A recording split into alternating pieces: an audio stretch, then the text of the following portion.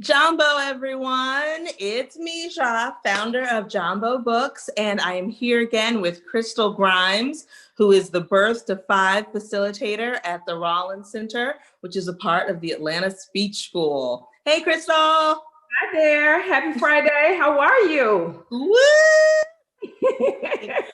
I'm doing well, thanks. We're pushing through still pandemic life, but we're making it work. Absolutely. And you look good doing it, by the way. Thank you. So do you.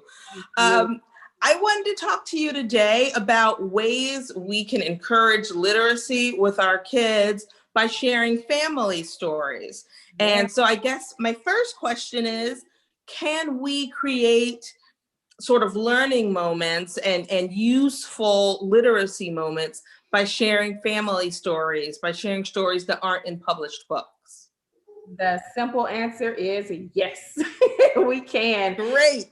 Encourage that. Literacy is so much more than just a traditional book, right? Literacy includes communication. It includes us being able to think critically and things of that nature, exchanging ideas. And so we can absolutely incorporate other ways, of sharing stories, just, beyond a book, through just oral stories and other examples as well. So the answer is absolutely, positively yes. Books, conversations are just a gateway, to keep going and to keep having conversations and to just continue that exchange back and forth. We like to say strive for five. Can I share my screen, by the way? Yes. What is strive for five? I want to know. Strive for five. At least 5 back and forth exchanges. Can you see that okay? Oh, yes, I got it. Yes. 5 back and forth exchanges. And we talked about this a bit with the A in the REACH strategy about asking those questions. And you can have more conversations as you open up the questions. And so in the same way, you can have more conversations, you can introduce more vocabulary. If you just think of this is a serve and return. We're striving for more than just one word responses. We want to keep those conversations going. So strive for at least 5. So let's role play for a bit. We do this a lot, right? This is simple. We're going to strive for in a back and forth. Yes. Right here. Okay, so Misha, tell me about your day. I spent a lot of today driving. Oh, that is interesting. And so what were some of the things you noticed on your commute or during your drive? Well, I was very surprised to see so many people on the road. I didn't know that COVID was gone, but I guess it is. No, it's still very present. And so there's a lot going on still with the pandemic. How are you navigating through the pandemic in spite of all?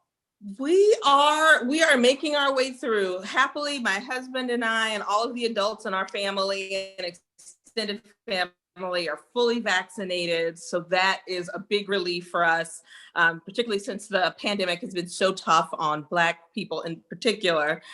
So we're all good. And when the news came out about the kids getting those shots yesterday, happy indeed, huh?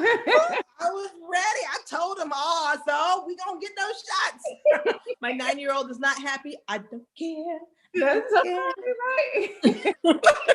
As you noticed through that example, and thank you for being a trooper with that. You didn't know that was coming, but in that exchange, we went back and forth, and we lost count because we were continuing our conversation. So again, it's so much more to literacy than just books. The book is sometimes the opportunity to just open to more conversations. And we're saying, as you do that, strive for 5 back and forth exchanges. Some of those examples, like you said, includes maybe just recipes over mealtime. It could include conversations about family traditions. It can include anything that the child may be interested in or that you see that, you know, their interest is sparked by a particular topic or a particular new idea, whatever the case may be, you can lean into that and continue those conversations. And so when we're thinking about all of the ways that we can incorporate in that language, when we're thinking about the opportunities that already exist throughout our day where we can use language with our children, here's just some tips to think about. We want to acknowledge and respond to the children's attempts to communicate with us. And so a serve and return, or that striving for five that we just mentioned, may look different at different age levels. And so for an infant, of course, they may not have the words yet, but they can hear us. So as we are using words, maybe they will look at us, or maybe they will coo, or maybe they will make a sound. And so we want to respond to that attempt of that child trying to communicate. And the more we're modeling good language and building their receptive language skills, then eventually they'll be able to express it or have more of that expressive language. You know, even for a toddler, it may look different. That serve and return may look different. They may say one or two words. They're putting together more words and syllables and things like that. We can add on to what it is that they're saying. So they say, more cookie. You say, sure, you would like more cookies? I'm happy to give you more cookies. You're just kind of adding to what they're already doing and saying. And then, of course, for the preschoolers, hey, that language is coming right on in. And so sometimes they are, and they're just going on and telling us all about their day. And so again, we want to use those open-ended questions, ask them more, encourage the use of great language as they are building their language skills and starting to be a little bit more expressive.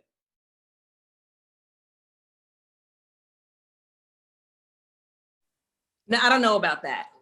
Because when my oldest was 3 years old, she would tell us stories. Yeah. And those stories would last. I remember one lasted 35 minutes. 35 minutes. Wow. And it just kept being, and then, and then, and then. And I didn't really feel like encouraging conversation then.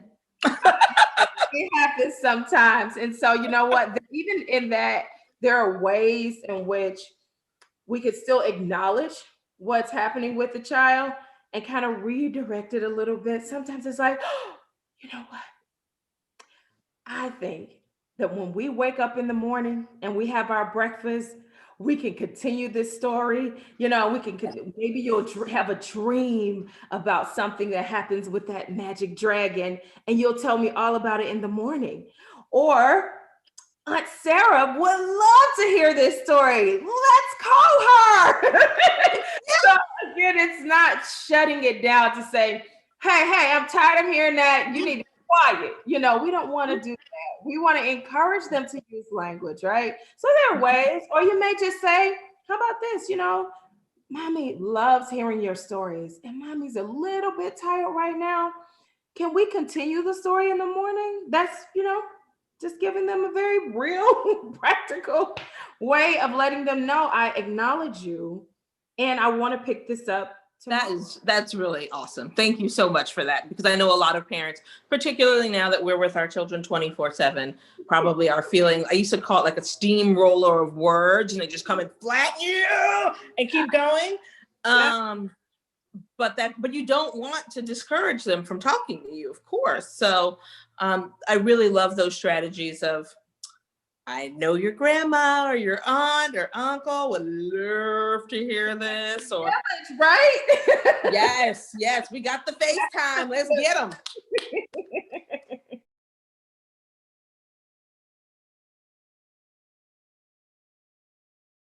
So I was hoping you could help us to understand how conversation, like the back and forth, how does that support and encourage literacy? Because I really thought that literacy was just reading books.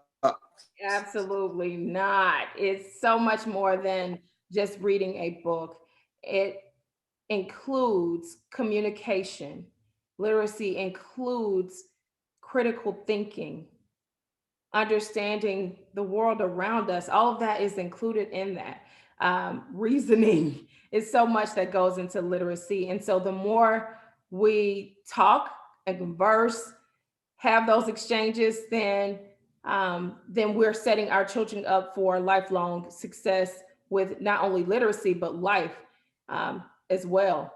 And so I've listed on the screen a couple of different ways that we can get it in. We can talk, read, sing, play, and these are different opportunities throughout our day that can happen. Just again, with our everyday routines, right? Mealtime, bath time, bedtime, just waking up in the morning, just everyday routines. It's not an additional thing that we're asking families to do. Sometimes it's just taking a look at what you're already doing and incorporating more language in that. I like to say you almost become like a sportscaster. You're calling the plays as you go. That's a great way to get in more words. You know, this is as you're preparing a meal, talk through what you're preparing. That's a great way to introduce more language.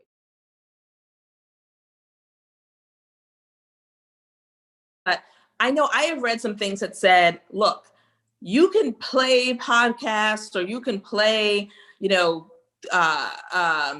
TV shows, educational shows, but your kids don't really learn from that. Is that true that they really need an in-person conversation to learn from, and all the other sort of electronic and technological outlets aren't as effective? Well, I'll say this. Sure, we can learn from technology. We're in 2021. So I would dare to say that, what home or family do you know that doesn't have some aspect of technology, right? But what I will say is this, nothing, and I do mean nothing, can replace human interactions. So what we're inviting our viewers, the families, to think about is ways that we can come alongside what's happening maybe with that device and incorporate the language, maybe ask questions about what you're noticing or what the child may be seeing or things of that nature. And so we want to encourage those conversations, like you said, to go along with the use of technology. Right now, like you share, we're in the midst of the pandemic and everyone is a homeschool teacher right now, right? And so we're having to use technology to support what's happening in, schools and the home. And so we can't really get around it, in my opinion. But if we incorporate language with it, that's what makes the difference. That's what takes the learning to the next level. So we can learn from both, but nothing can replace human interaction.